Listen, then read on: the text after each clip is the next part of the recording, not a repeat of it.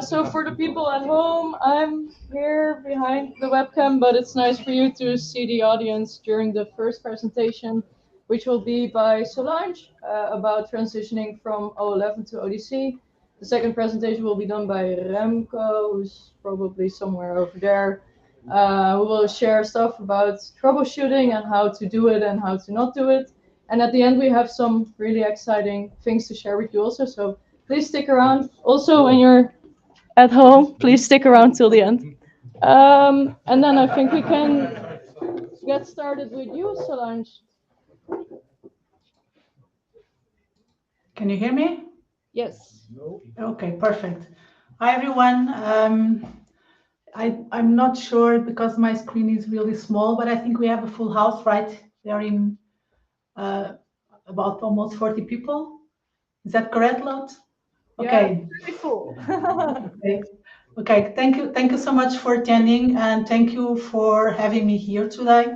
So for the ones that don't know me yet, I'm Solange Ferreira. I'm a product manager at OutSystems, and I'm part of the product group that is focused on how to facilitate the migration from O11 to ODC. I'm dedicated to the workflows part, so my vision is to provide you with the guidance and the tools so you can migrate O11 BPT workflows into ODC workflows. And our ambition is to be able to create the ODC workflows from the PPTs that you defined in O11 with minimal effort and expertise, and ensuring that the functionality of your process keep exactly the same. Okay, so to start this session, I have a question for you. So I would like to ask you, what are your expectations for this session? So what do you hope to get from today? So I would like to ask you to scan the QR code, and drop your thoughts, your questions and topics in Slido. We will wait a couple of minutes to get your replies. I would love to see what's on your mind today for today's session. So we already have some of you typing.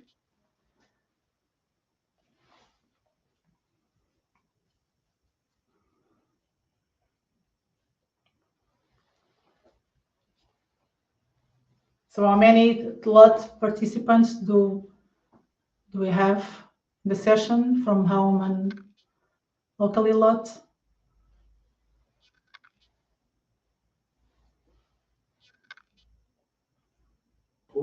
Okay, Sorry, so I'm on mute, but we're with about 40 people-ish.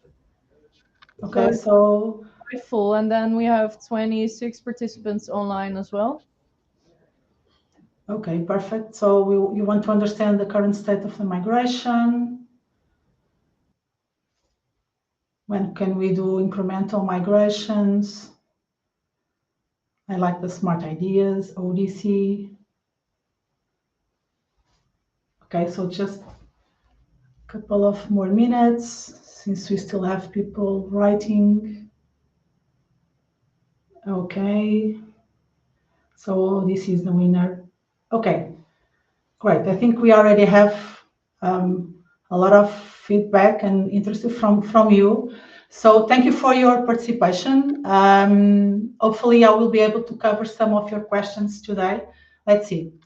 Okay, so let's kick off your migration journey. Okay, and I would like to start with a question that I'm sure some of you already have done, and it's certainly an important starting point. That is, why migrate to ODC? So what are the benefits that make you take the decision to migrate to ODC? And this is, in fact, one of the questions that we hear from the customers that are collaborating with us in all this journey of the migration from O11 to ODC.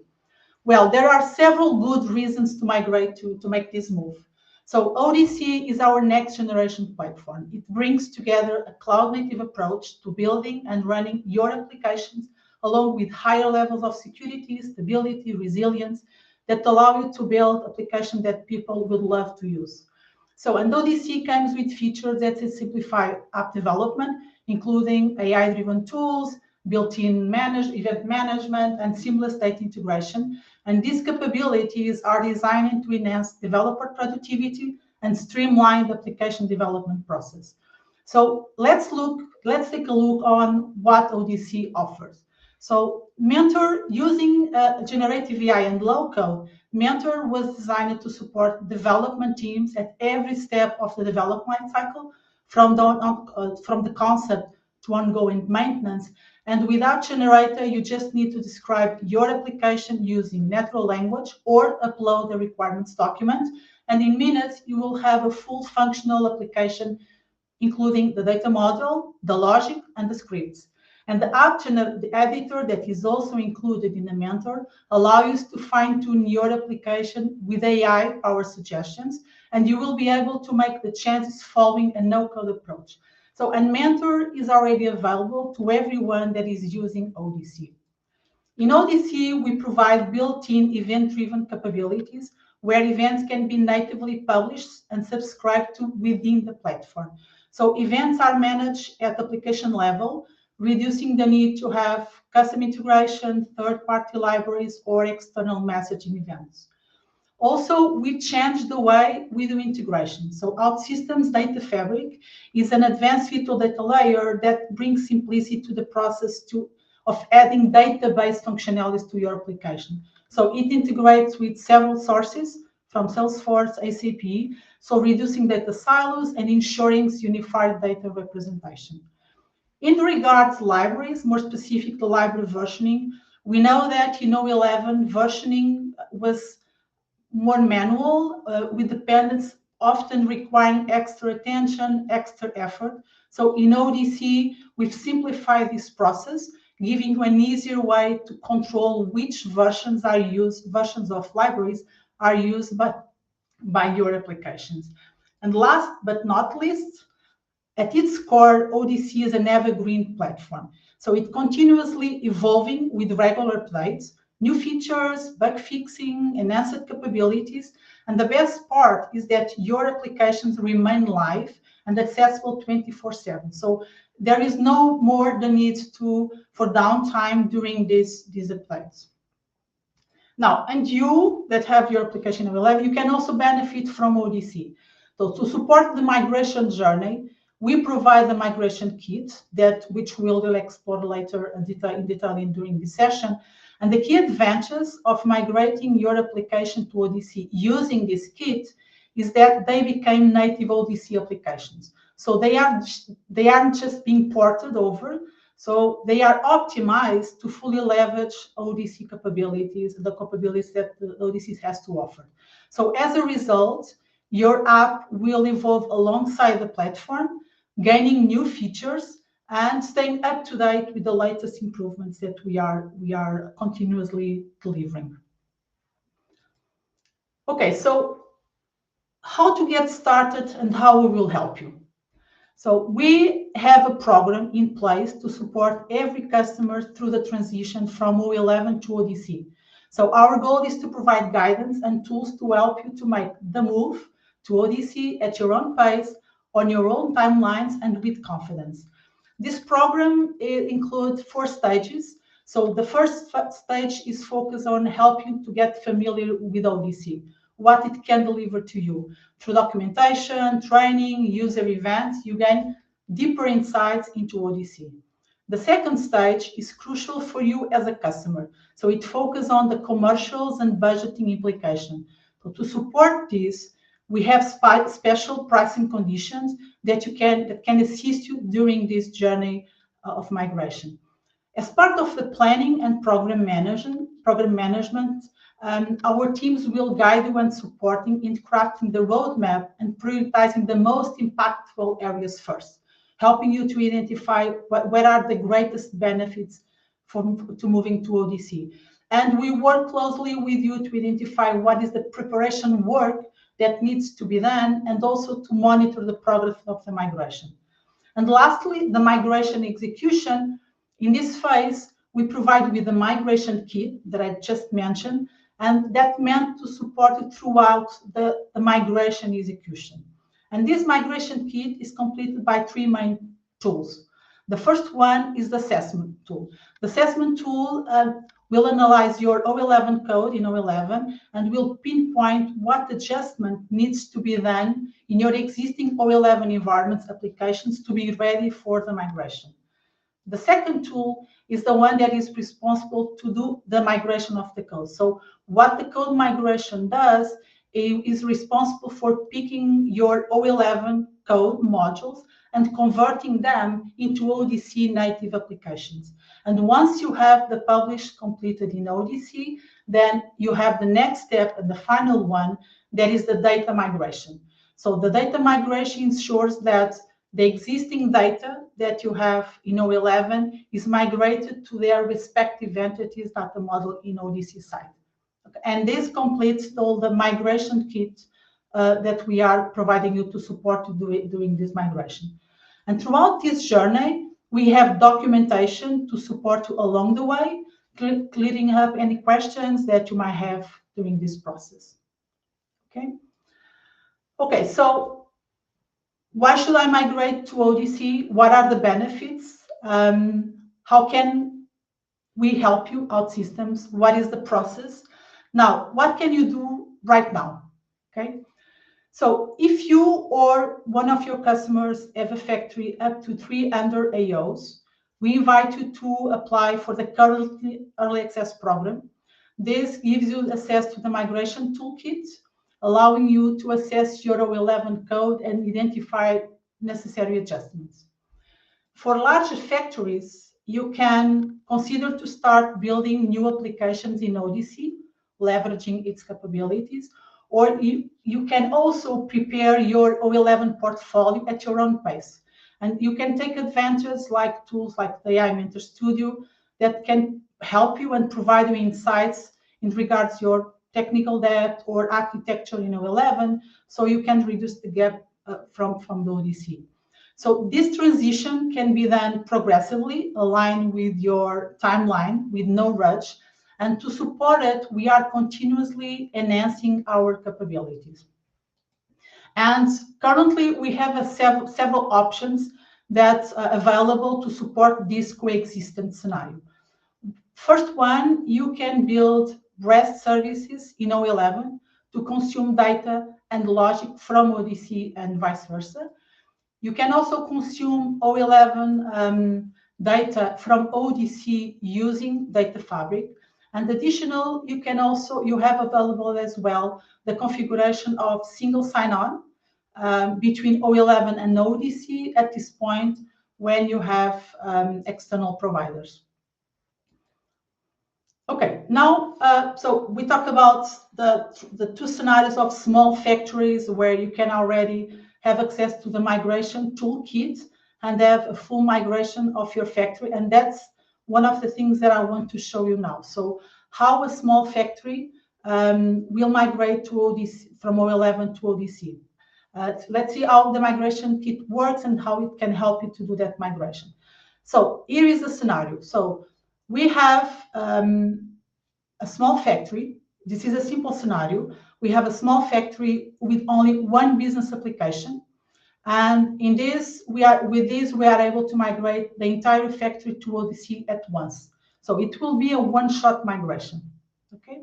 So in this specific case, we have one application, sales app, several core modules, and 4 integration modules in O11. Now, to fully leverage ODC capabilities, it is crucial to analyze your factory architecture through the lens of ODC. So you need to, your architect, O11 architect, should evaluate your O11 factory from an ODC perspective and map O11 modules within the ODC architecture. And this is the very first and fundamental step in executing the migration. In this case, for example, what the mapping that we should do a possible mapping is the sales app and all the core modules here will be mapped with one web asset in ODC, web application. And all the other integration components will be libraries in ODC. So all this work of mapping how the architecture 11 will fit in the ODC architecture best practices has to be done prior any execution. So this is the first step. So let me reinforce that your architect must make this mapping, but the conversion of the modules into the O11 modules into ODC and merging them into different assets, this will be done automatically by the migration tool. So you will not need to do this manually, okay? Okay, so let's move then to the demo.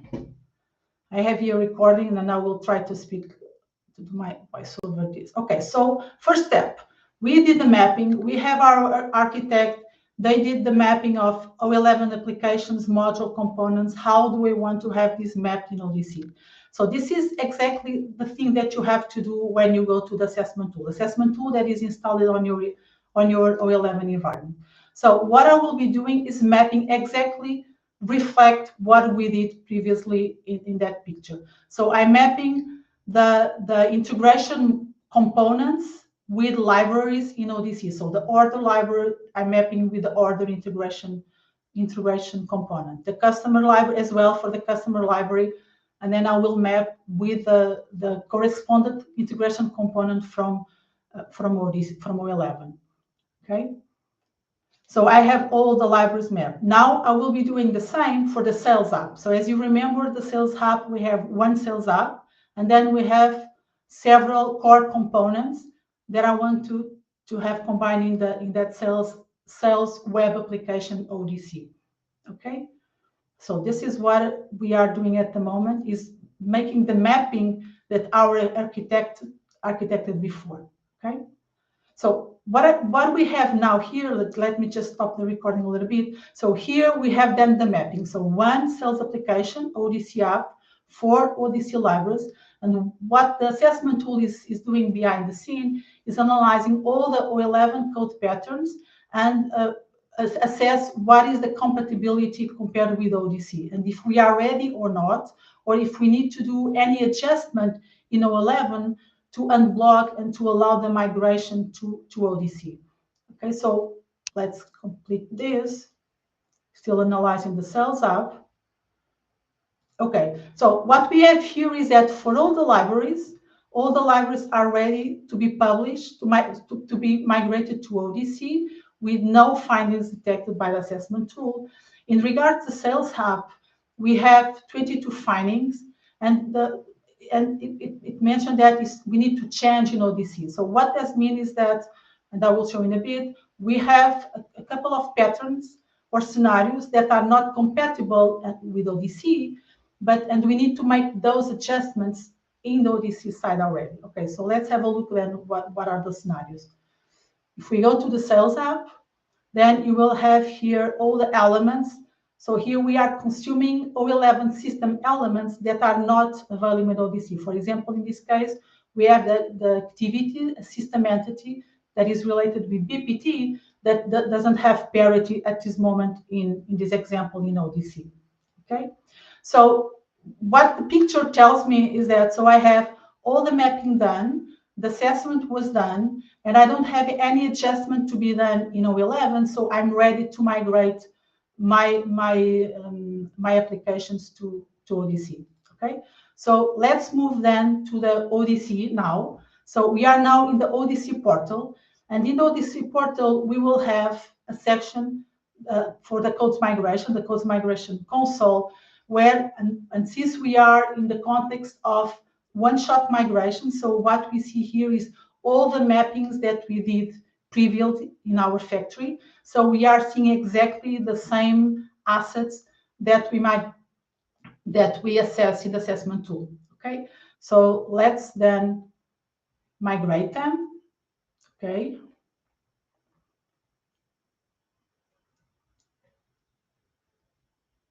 Okay, so what the code migration is doing behind the scene is converting O11 code to ODC and making the merge according to the mapping that we defined previously. Okay, so here we will have all the libraries and then the sales app. That is a result of the merging of the generated code, already ODC code. Okay, so with this means that all the code was generated, converted, merged, and we have the OMLs for each one of the libraries and the sales app ready to be published in ODC. Okay, so in this case, what we need to do is one by one, starting by following the order, we will download the order library, publish in ODC, and do the same for the rest of the modules. Okay.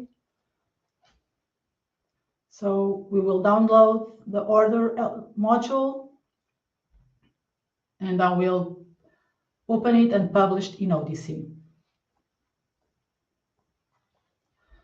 So we don't have any errors to address here, as no findings as I mentioned before. And we will do the same for the rest of the library. For the sake of this demo, I have this pre-cooked, but what I did was exactly the same that you saw for the order. Okay. Now I will repeat the process for the sales app.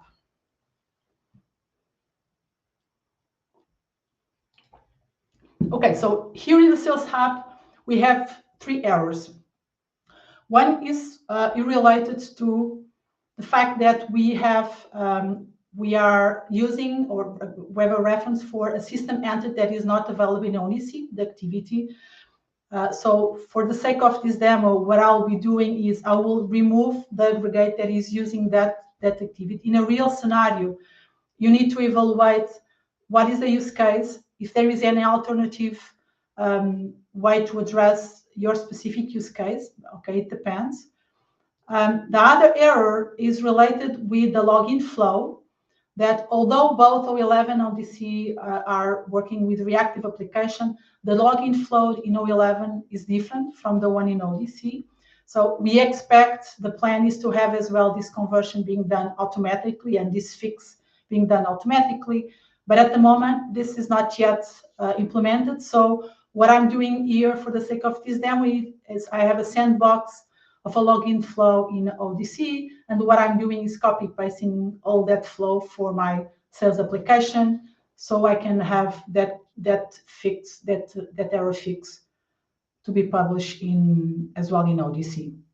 Okay, so let's finish this. So the fix is done. I will publish my application, and that will be reflected in the code migration. So at this point, I have all my all my applications in ODC, the libraries and application migrated and published in ODC. So the next step, so the code is migrated, the next step is the data migration. Okay, so also in ODC, we have a data migration console. Okay, here. So what you are seeing here is a result, a logging of all the data migrations execution. So as for the assessment tool and also the code migration, you can repeat all these executions all the times you need. So you can repeat this several times. So this is a result of several executions of data migration by this one. So when you migrate data, there are a couple information that you need to specify here. So of course, the one is to specify which environments you want to migrate data. That could be development and production and run. It depends on what you have on your infrastructure, and also what is the target environment of the data. Okay, so at the moment in this version, you can select and migrate data from any environment in O11 to any environment in ODC.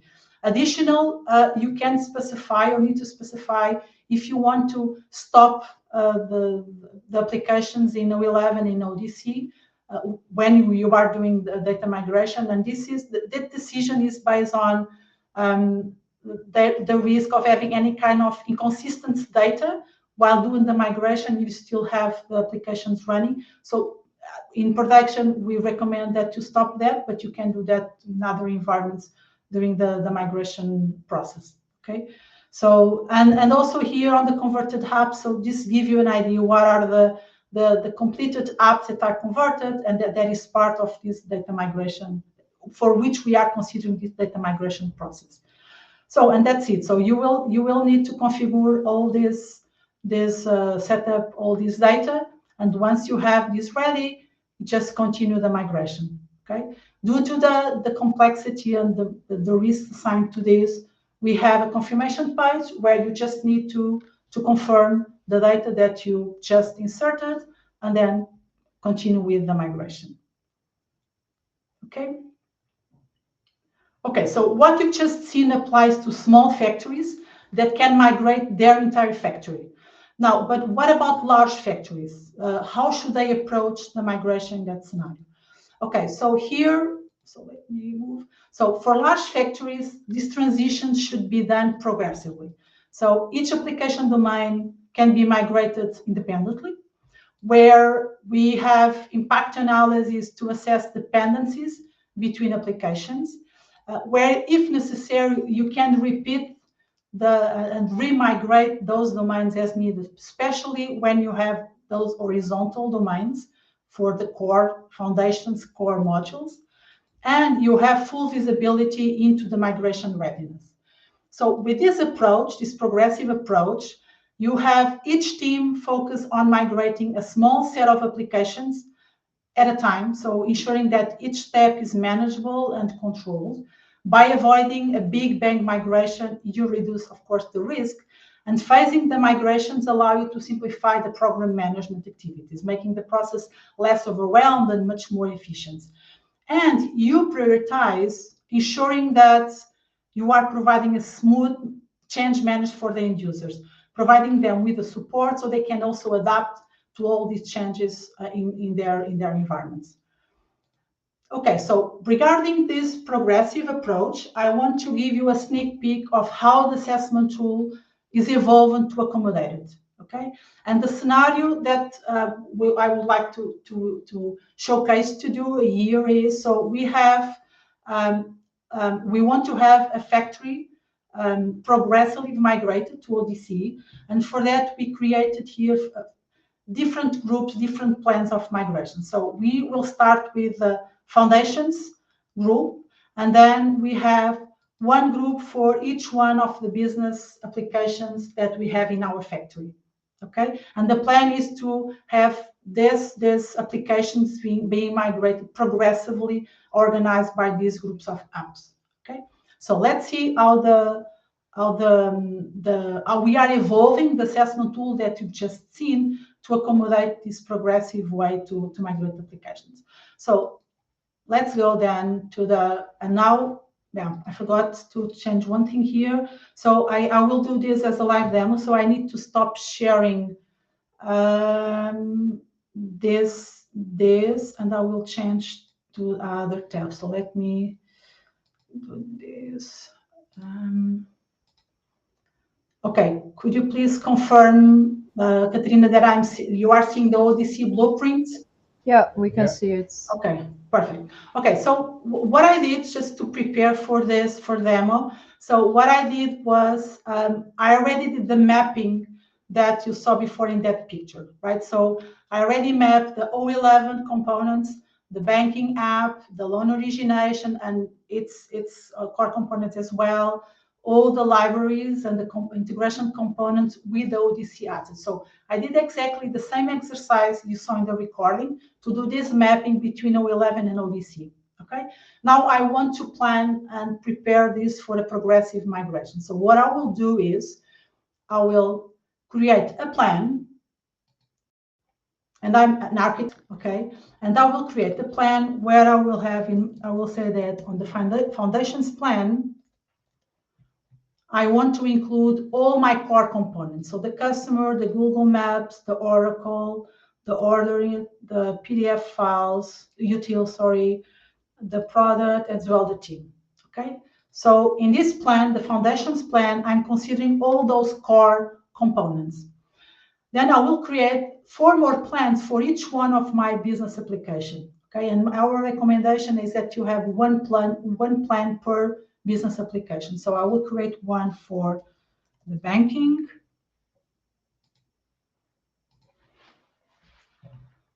And another one for the loan origination.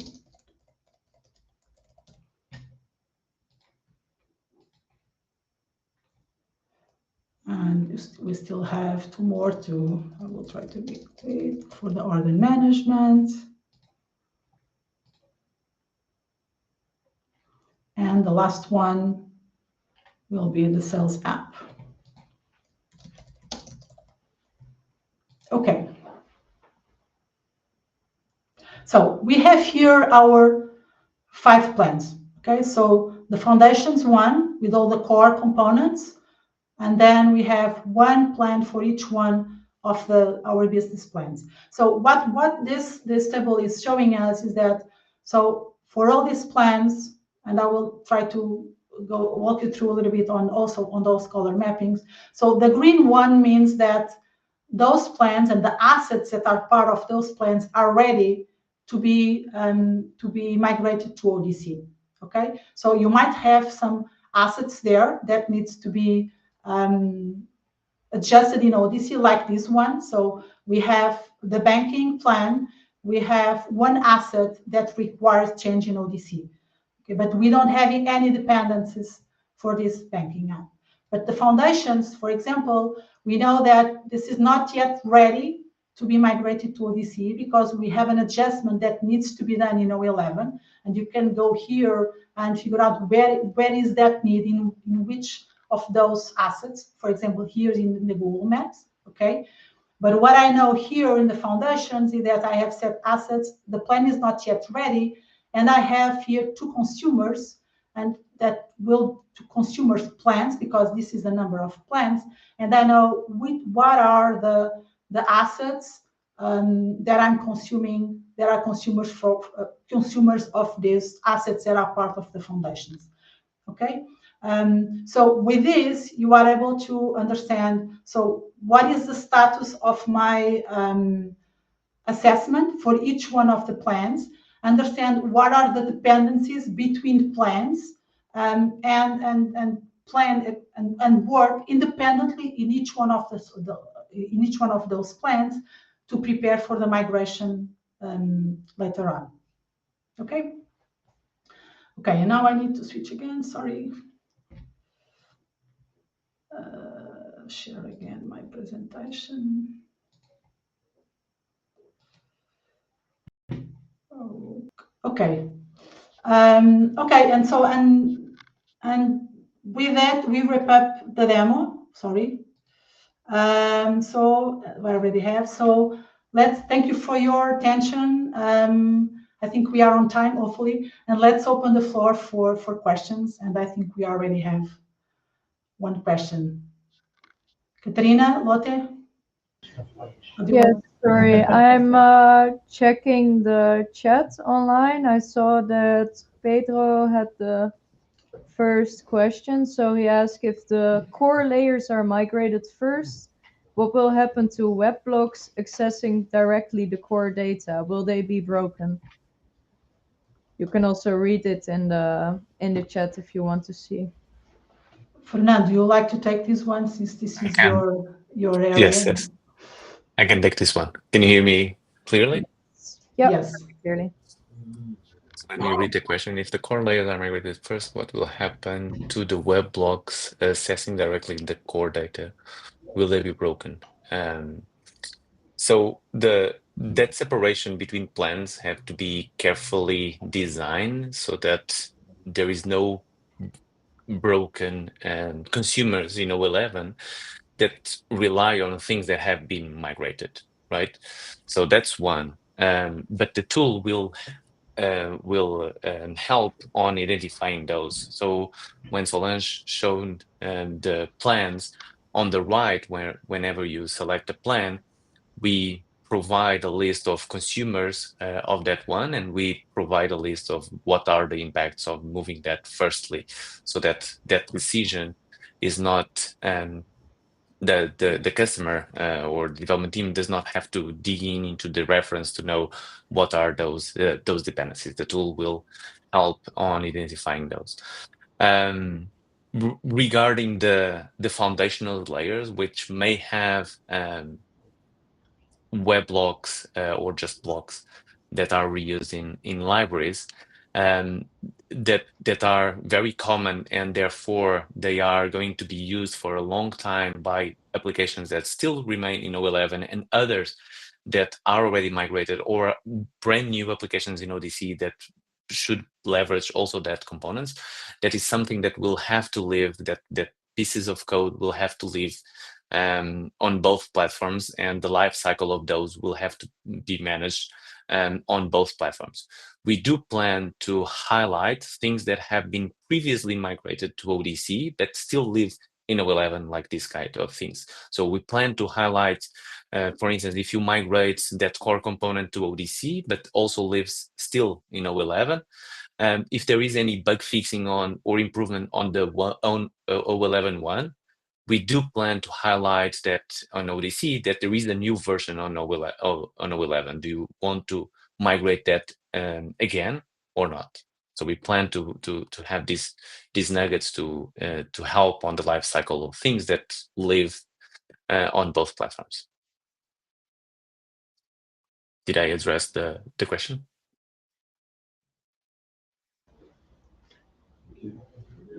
I think so, yes. If I look at the chat, and everyone here stays quiet, so I think it's clear.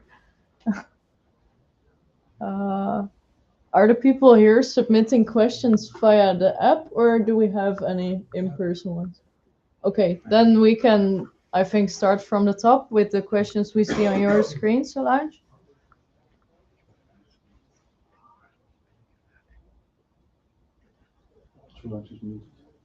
Oh, yeah, you're on mute, Solange. Sorry. Sorry, team. No, I was just asking Lot if you want to moderate them or if you want us to move forward. You can move forward if you'd like, yeah. Okay. So the question is, how does the migration tools works with O11 Forge component versus ODC Forge component? Does it sees it at the same? Fernando? Yes. Sorry, I just lost the question. Yeah, it's moving. Is there in the screen still? Yeah, no. It is. It's the third one. How does the migration tools works with O11 Forge component versus ODC Forge component? Does it sees it at the same? So the current version of the assessment tool only identifies that it's an O11 Forge component and gives a chance to the development team to choose if he wants to migrate the Forge component or not. We do plan to have more a guided approach in the sense that we not just identify the Forge component, but also if that Forge component has a counterpart already in ODC or not. So easing, making that effort of deciding if they need to work on that part of the code or not more easily. Does that answer? Whose question was it? No one? Maybe then it's someone online. I'm not sure. Do you want me to moderate the questions, Solange? Yes, I think it's better. I was trying to clean up the ones that we already answered, Fernando. All right, so the starting from the top, right, which has 2 votes. I believe it's 2 votes. Yes, it's 2. Can we have the data migration tool also for different environments of the same O11 factory? I'm not sure.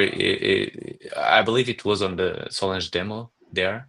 So you may choose from which environments do you want to migrate to, and select which the target environment you want that data to move forward. All right.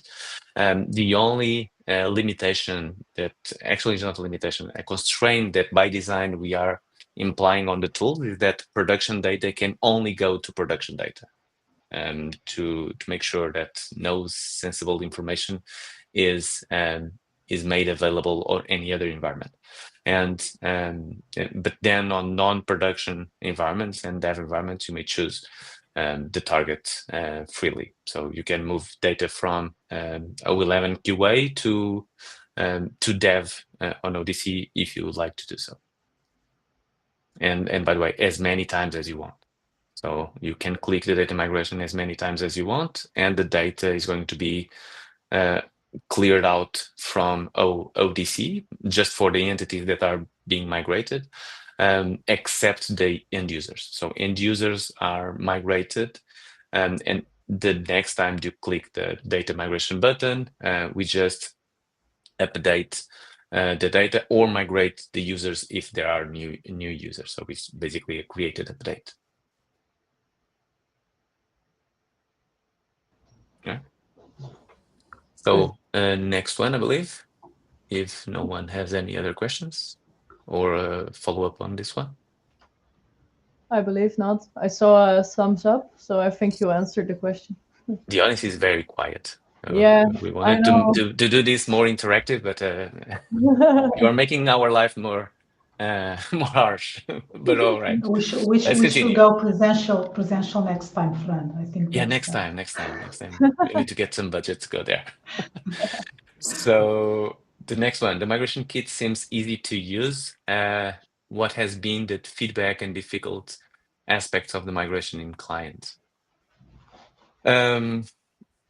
So the main feedback that customers have provided is actually the part that is out of the tools, right? The how to re-architect the application, how to think now as an ODC architect, coping with the best practices, doing that blueprint that Solange shown on the very beginning, on the beginning of the demo of the slides, right? So O11 architecture and how that maps into an ODC architecture, and then deal with whatever architectural insights that the tool recommends or requires to be adjusted before moving to the code migration.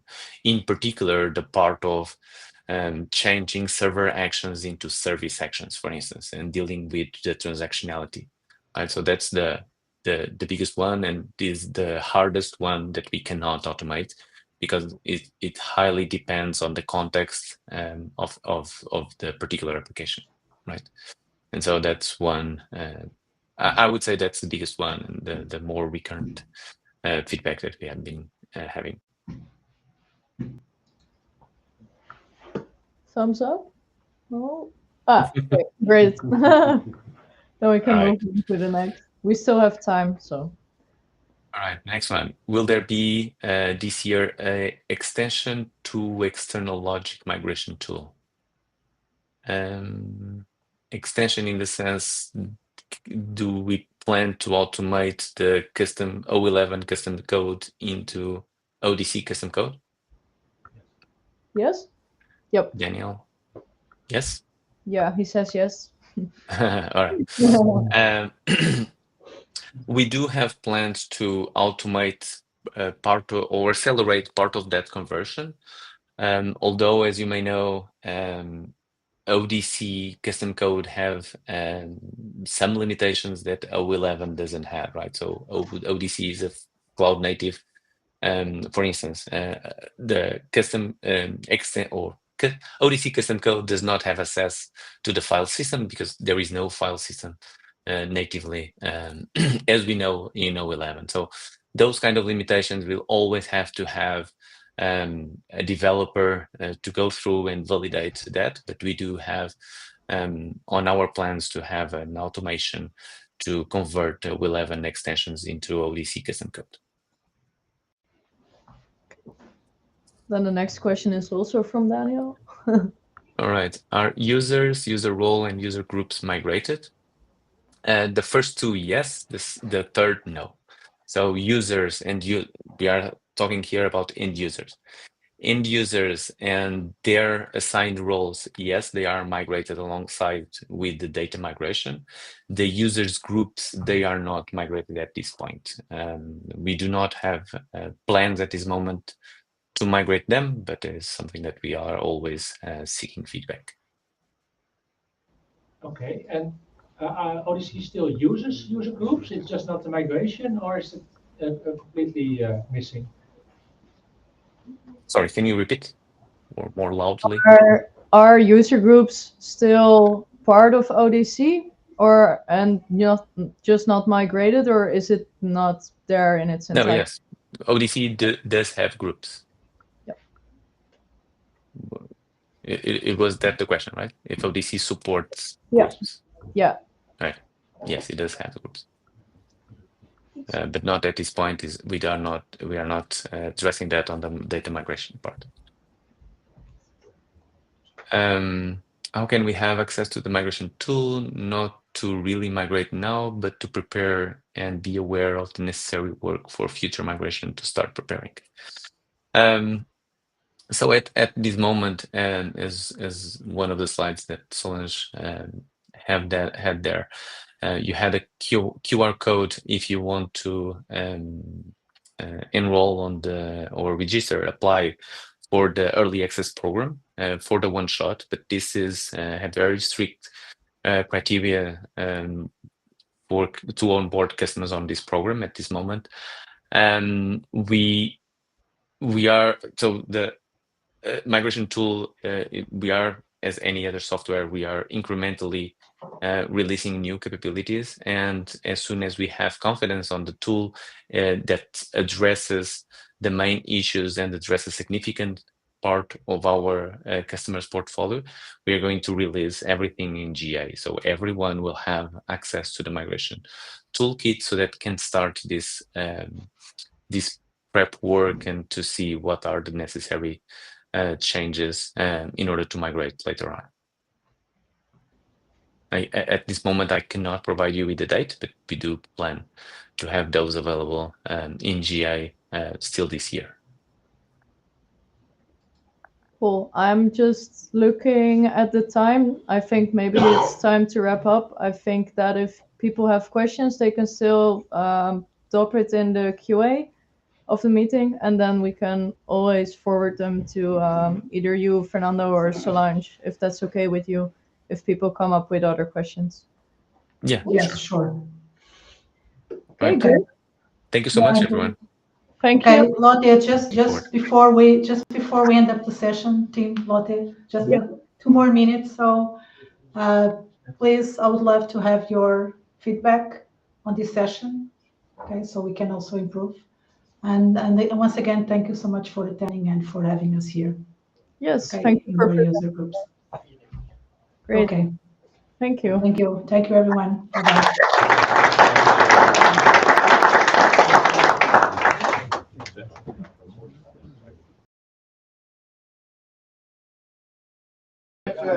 Lotte, Yes. and Lotte just became MVP yesterday or last week. So now she's up for the task to do a presentation. Yeah, but I'll do it sitting down, because in this wireless era, I'm still connected to 3 wires, so I can't stand up. Otherwise, I'll take this whole thing with me. So I already mentioned we have a few interesting announcements to make. I'm sharing the right screen for the people at home. I'll switch to this tab. We already So first of all, we can all grab the phones again, because I have 5 slides, I think, with QR codes that I will want you to scan. So please all grab your phones. So as you know, we're always looking for interesting topics and talks to fill up our user groups. The next one will be in April, and we're planning to host one every other month this year. And we're hoping for 2 interesting talks per session. So if you can do quick math, you'll know how many presentations we'll be looking for this year. So you'll have any interesting topics to share, or applications you've built that you want to demo, or even a workshop would be also really welcome. If you have any fun ideas, let us know. We will also share this slide deck after today, somewhere tomorrow evening, hopefully. So you can always find this QR code and then submit it once you find inspiration somewhere. And if you have friends or colleagues that want to speak or that you know that are good speakers, you can also send it to them. Definitely.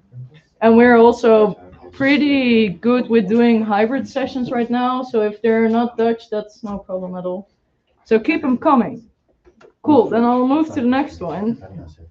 We're also looking for more organizers, as we're organizing more events that are really well with all of our attendees. Like this was full. We all had to send you an email to please RSVP if you're not able to make it. But yeah, we could use some extra hands. So if you think, oh, I really want to sit behind a laptop and be connected to a lot of cables, then scan the QR code. It will link to the Google Slides of OutSystems themselves, and they will gather all of the responses and then send it to us. And then we will look into all of the applications and invite you for a talk to see what motivates you and to see if it's a match. So please do again. Yeah, and share Anyone with friends can and apply. enemies and family and whoever. Yeah, family. If you have a toddler at home who's really good at low code, please. Well, use Lego. Lego. It's basically the same, right?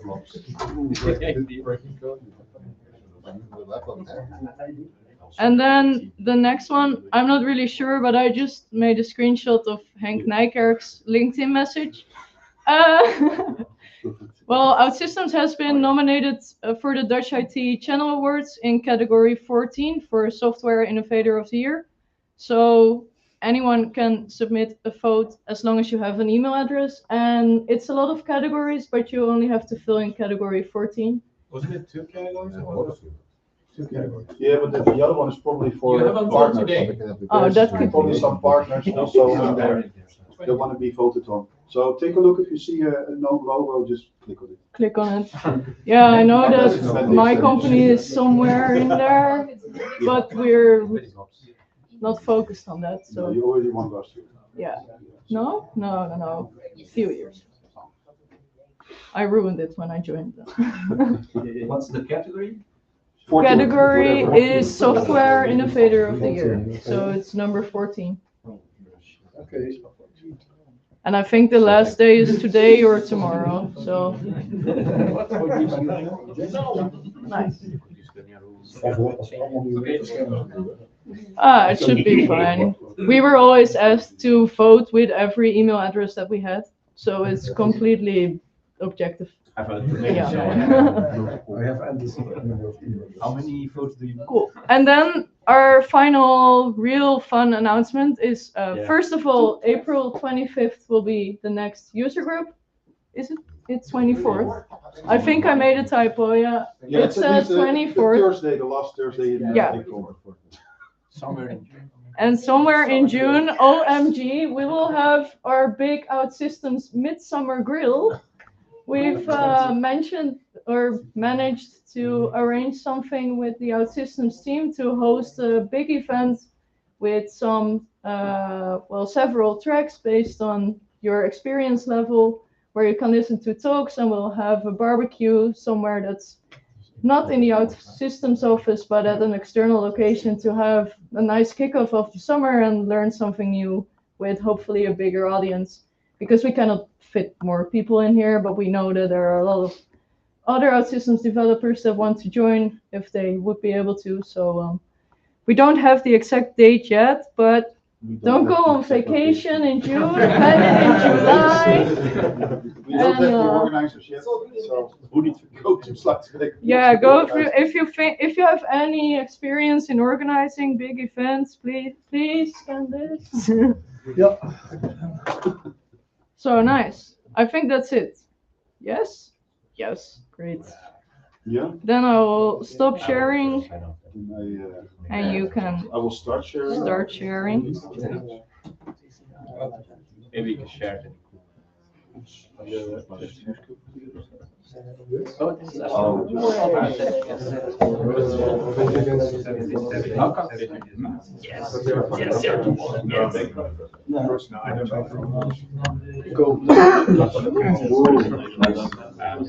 So, Nice.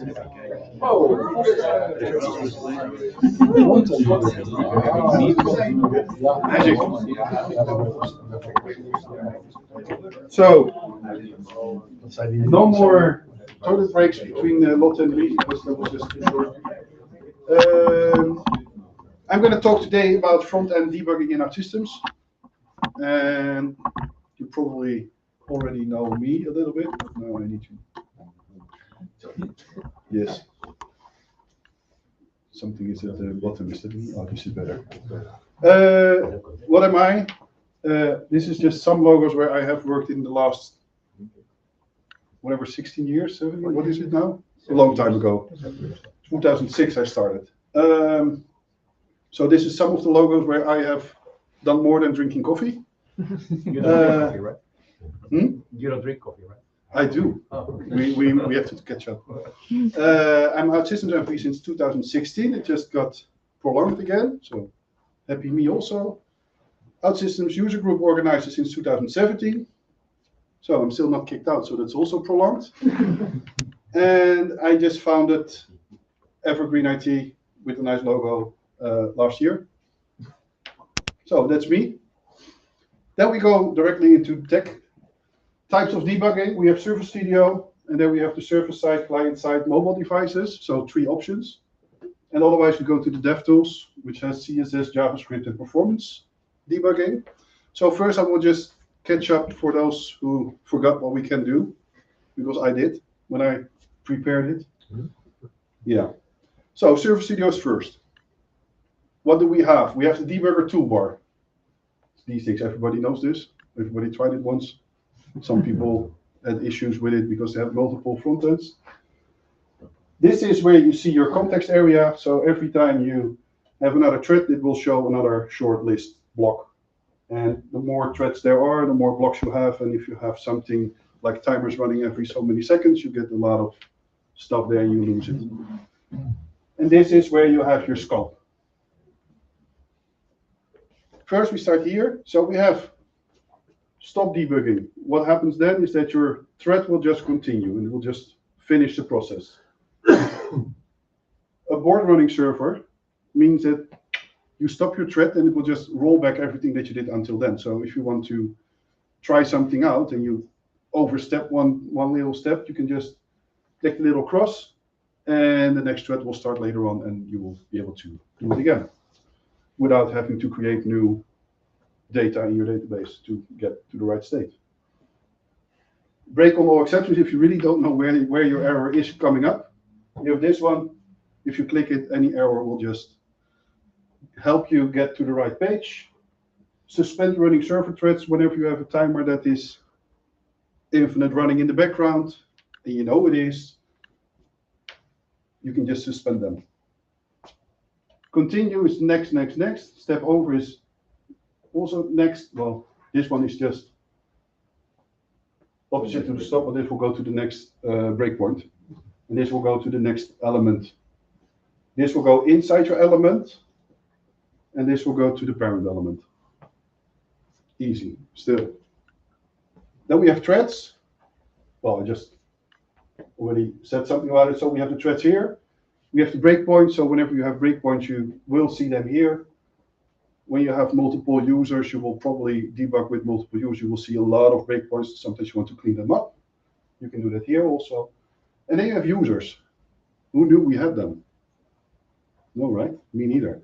So I learned also something here. So if you, what I normally did is that, hey, is somebody debugging or is somebody doing something else? There's just a tab, you can check it. You don't have to use Teams or whatsoever. Now you can just blame them and send an angry message instead of the What question. I normally do, yes. Yeah. And nobody answers. Then what we have, you want to start debugging, you select your module. So if you have multiple modules and you want to have a core module or a library, you want to debug that, you have to go and select your entry module. So the screen, PPT process, or timer that is calling that foundation or library. You have to select it every time after publishing. You have to select the same module again. Yeah. Yeah, after you publish, because if you publish only your core module, you think it's fixed. Your parent or your entry module is still pointing to the old version. So you have to also refresh that one, publish it, and then reselect this one. Yeah, otherwise it doesn't work. You can select your browser if you have multiple browsers. I think we have Chrome, Edge, and that's it. Yeah. No Safari on MacBooks. Yeah, there's still one thing more, which are sometimes people miss. If you have a multi-layer one, you can't directly choose your entry point. You have to add it as dependency to really go into it. Yeah. Credentials. Yeah, but that is only if you really, it could happen, but Well, I had it the other day. I had to go through 5 modules yeah, to get from the front end to the module where I was. where you was. And I kept getting errors, and then the colleague said, you can just make a dependency for now to debug. So yeah, it does happen. Yeah, okay. For me, it doesn't happen that often. And then you just click the button and it starts debugging if you are lucky. If it doesn't start, you probably have multiple front ends and you're connected to one and the debugger is running on the other one. And you have to contact because that only happens with on-prem.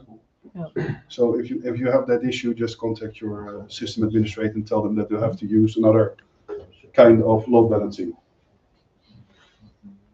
Then what we have, all these little things, what you can see. So you can see the in use, so where your cursor or your process is at that moment, all the variables or values that are currently in scope, you will see them here. All your local variables that you can reach are here. All the widgets that are reachable are here. All your client variables, which are always reachable, are here. Site properties the same. And watches, you can buy them at a store. No, it's you can watch a specific value. I never use it because it's always broken, because you go deep in different levels. So if you just have a local variable, yes, it works. But I normally work with structures with I don't know how many levels, and then the current, and then you have element number 16. You want to see what it is, and then it's just crappy. Yes. Why does it sometimes say that, especially with aggregates or something, it says not available in current context, and then I still have no clue what's going on? Yeah, that is optimizations from OutSystems. Yeah. Who can help better with that answer? Because I was just asking another question. But You know? I'm very surprised. Fields from the Evergreen, I think it will show up. Yeah, Yeah. and otherwise it doesn't. But then it's Yeah. then it's not optimized if you're using it. So you can put if you have a debug log, for instance, you put that element in there, then it will show up. Okay. You had a question also. Yeah. Do you know if we're ever going to have conditional breakpoints like we have in .NET? For example? We are most probably never ever going to have them in O11. So my hopes are now for ODC. Change the value. Yeah, no, I don't think they will be there. Something like that. I click next. So, if the whole Surface Studio is not working for you and you still can't find where your problem is, where do you go to? Developer tools. Yes, it's already there. So what is it? F12. That's one option. Control-Shift-I just opens up the developer tools. Control-Shift-J opens up the console, which is actually the same screen, but it's just another focus point. And then we have a ellipsis menu or a vertical ellipsis menu or something else somewhere in the top of your browser, because all browsers have it, but they all decide to have a different icon there. More tools or something that looks like more tools. And then there's a button there you can click. Or the last one, inspect, and then you get directly in your DOM tree to the element that you wanted. Then what can you do with the developer tools? It's quite a lot. Every day I find new stuff. So we have, because you also have a plus, which means more tabs.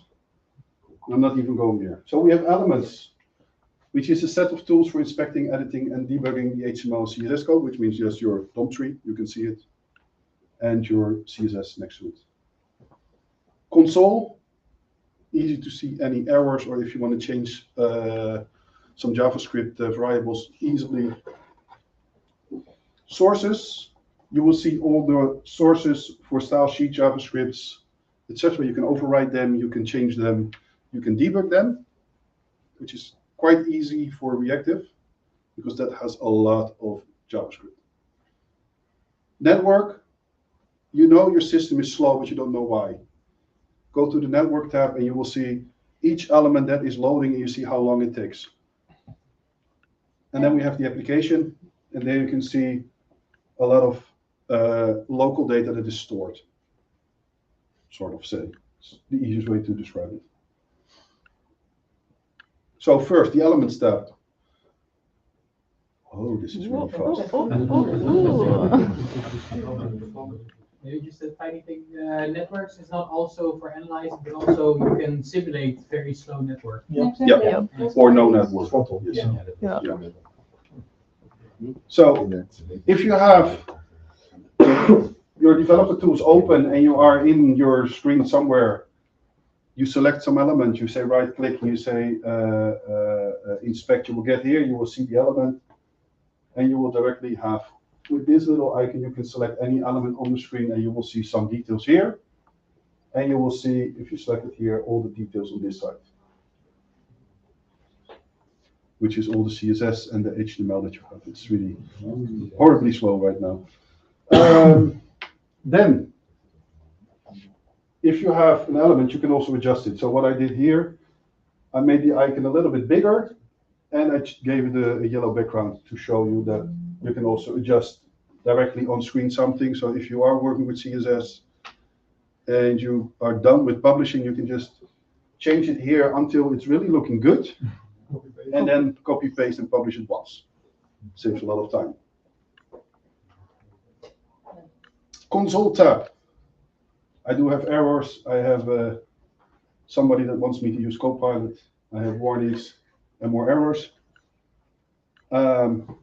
The warnings are the only ones coming from OutSystems. All the other ones are plugins that I have in the browser.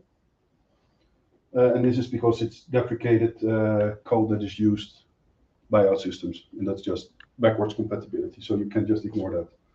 But here you can just really see all errors, all warnings that are happening. If you have debug logs in the JavaScript, you can see them here too. You can filter, you can show different levels. That's about it. You can clean it. So if it's too much, you can just clean it and it starts over. And there's this 99 plus. Yes. Client side log messages also debug. Yeah. So if you have console log or console.debug, you will see them here. Debug you will only see if you have all levels, which will save you quite some logs if you are not debugging. If you have console log, it's just showing everything. Console.debug will just show only when you have this open and selected all levels. Then we have this 99 plus. Anybody knows? People trying to contact you. No. Improvements. So the browser knows how your application should work in a perfect world, that everybody can see it, that everybody can use it. So we have accessibility, compatibility, and even more down there. And these are errors and warnings that you can fix. Your application probably still works, and etc. But this is just for optimization. If you have accessibility requirements for your end users, you can check this part.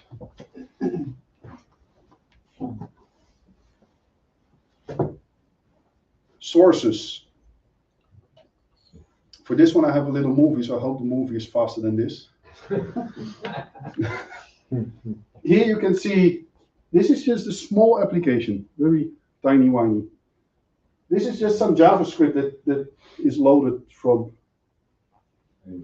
I think it's, I don't even know if it's ODC. No, it's not ODC. This is a reactive version. So this is just reactive web, just over overloaded with all kinds of JavaScripts. You can see in the JavaScript wherever it is, you can debug. So you can put breakpoints in there. It will stop there. So you can see directly whatever you're doing on the screen, you can see it here.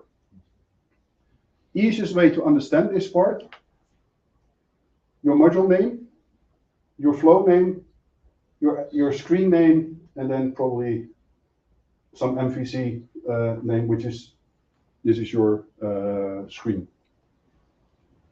And your controller and definitions and a lot of other things. So you also have client variables here. So you can see a lot of different parts. It's all cut up in pieces. But this MVC part, this is your screen, and this is most of the time the one that you want to debug. Let's go to the movie if that's even doing something. Yes. So what am I going to do? I'm going to change the name, the title of my application in the screen using the developer tools without publishing using OutSystems, which means I'm going to override the JavaScript. I keep it local. Everything else comes from the server. It comes back. Then it says, oh, I have a local JavaScript. I'm going to use that one. So this is what's going to happen. Here you see everything. Here you see now it returns templates, which is my title. And I'm going to change it. So I'm not typing, it's just a video. Override by Remco. Then it's done. I save it. You see the star is removed. I'm opening the browser. You still see templates. I press F5 or I click that button. It loads.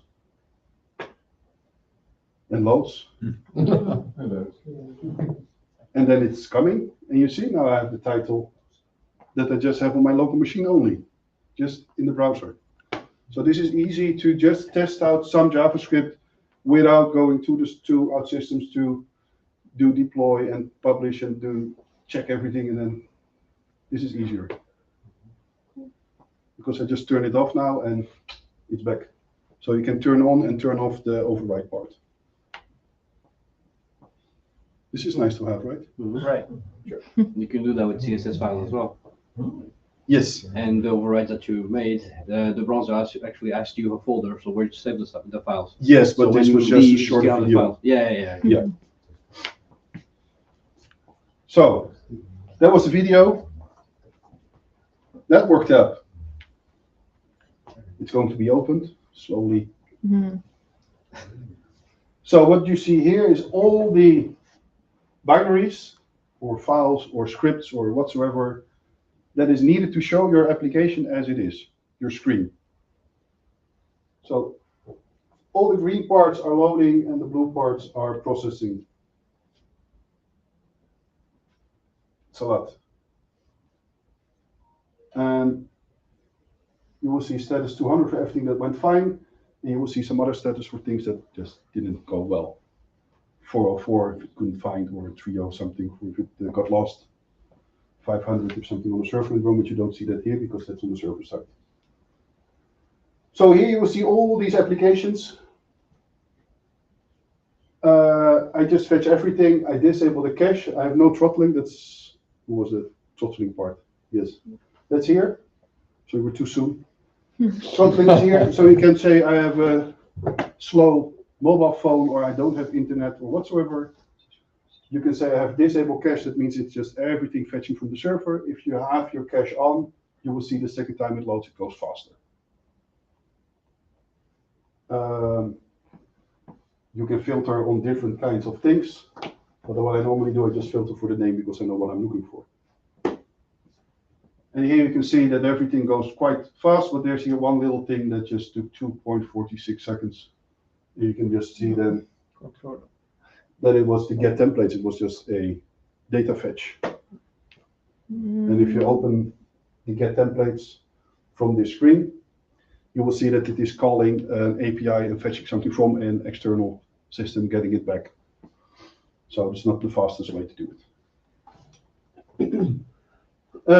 So that's something you can do here, but there's more. Because I have too little. There it is. You have, if you click on one of these lines, it opens up a nice pop-up with all of these headers. Here you see that you did a post request or a get request, whatever you did, to which remote address you went, whatever you fetched, your response headers and your request headers. So you can see everything in detail what happened. Then you have the payload. So this is your request. So what did I send? What was the in my file going out? Maybe I'm just sending binaries and that's just taking too long, or I'm receiving binaries which is taking too long. I have a preview that tells me that this is the information I'm getting, and I have the response which just gives the full information I'm getting. So the preview is just show a little bit of details, and this just has everything in there. You can copy paste this to another file editor, and you can just check how big is it. Your initiator, who did call this action? You can go all the way down until you see that, hey, this is where it came from. And the timing will tell you that this thing, the request was sent, then it was just waiting, and then it downloaded. So most of the time here, it's just waiting for an external server.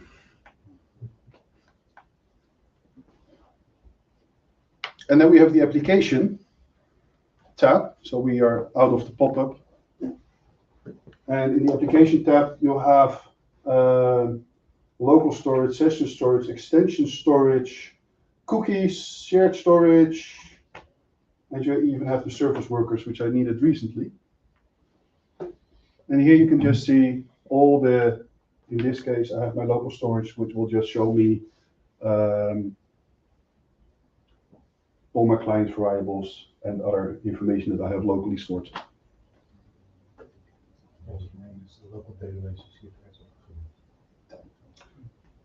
One more thing, who's using a multi-time zone environment?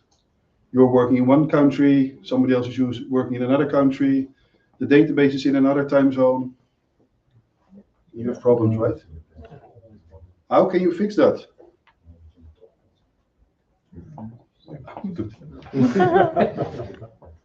You can work with multiple times. So during debugging, Service Studio will show you the UTC date, which is Greenwich Mean Time, or not Greenwich Mean, but the Universal Time, which is 1 or 2 hours difference with the Netherlands, depending on summer or winter. The client, it's where you are sitting, so that's using your time zone. Yep. Server is somewhere where the customer is probably sitting, or somewhere else, is using the time zone that is configured on that server, which can be anything. So you're the client, user. This is the only thing you can fix, because you cannot reach the server, you cannot reach, you cannot fix the debugger itself. But if you have that little plus, you can go down, you can add sensors. Sensors has location, and location, you can select the location. You can select your locale, your time zone ID, and your latitude, longitude if you want. You can just ignore these if you want to do it by hand.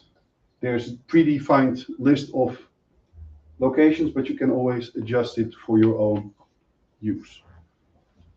This is a nice one to change if your customer is having issues because he's working in a different time zone and you're just next to the server and you don't have anything conflicting between your machine and the server.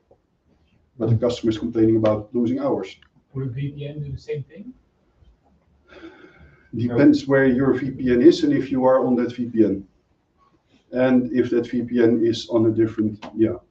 Yep. If your client is still running. Still your client setting determining. Okay. Exactly. Yeah, it's not a. It's not network related. Yeah, the other one is the virtual machine. Yes, different. Yeah. Virtual machine. Virtual machine, you have it somewhere. Mm-hmm. if you have a VPN, it's still your machine, your time zone. Yeah. So I found something from Linux, Linus Torvalds. So if you just don't make it complicated, it's just less buggy. Tell that to the customer. Yeah, every day. I think I need a T-shirt just. I'll talk to the answer like Arden. Questions from the home audience or from here? I have a remark. There is also addition. If it's about performance monitoring, you can also use an OutSystems to see if the client side is networking or the server part, which is causing trouble. You mean in lifetime? Yeah. It's only for traditional. No, it's also for reactive. Reactive has it now also? They Oh, did. yeah. Did it? No. I think only, or we can check it out later.